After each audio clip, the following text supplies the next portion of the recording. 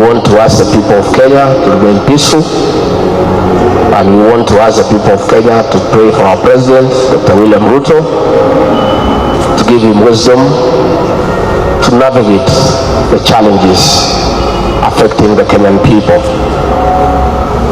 Our people are feeling helpless because of economic adversities, because of overtaxation, because of failing health systems, and the president has a big job to do. We want to ask prayers for him, for God to give him wisdom, so that the people of Kenya can get some relief as they go about their businesses.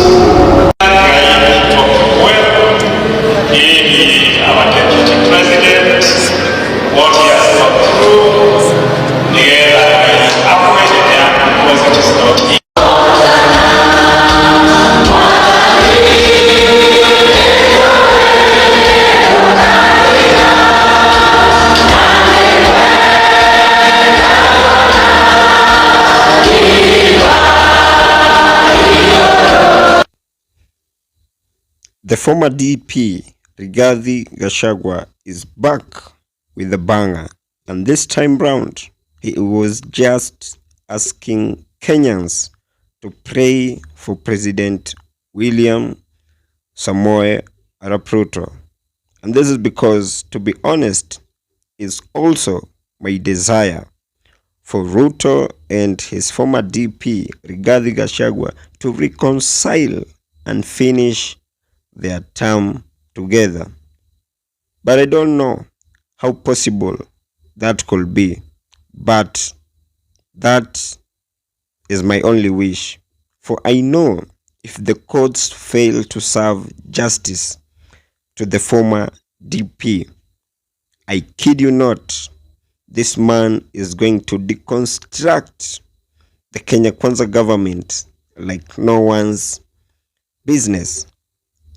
However, now that Rigathi is still in court, that has completely left his political career in limbo to an extent that he has to choose what to say and what not to say.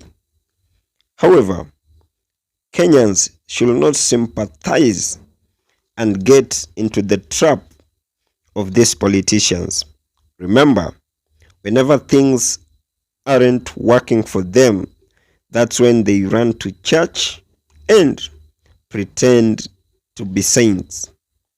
And that is if we are not to forget that it's also through the same church that got Kenyans into the mess that we are currently in. Now, the same script President William Samoei Ruto used in getting into power is exactly the same script that the former DP, Gachagua, has already begun using. However, Kenyans should just be very vigilant and stop this sympathetic and always trying to sympathize with politicians whenever they are not on the eating table or whenever they are kicked out of the eating table.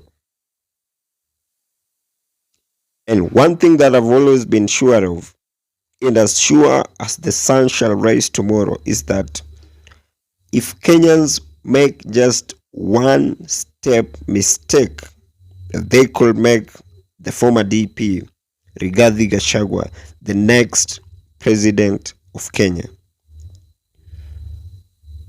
Simply because Kenyans always vote based on emotions. And the former DP, from how I know him, he is very good at cultivating emotions. So imagine if he continues cultivating Kenya's emotions all the way to 2027. I kid you not, the same way the former president Uhuru Muigai Kenyatta warned Kenyans against voting for Ruto by then terming him as a thief, but his own Kikuyu men told him that it is better for them to vote for a thief to whom will steal and bring to them. And currently, look at how President Ruto is sinking Kenya's economy.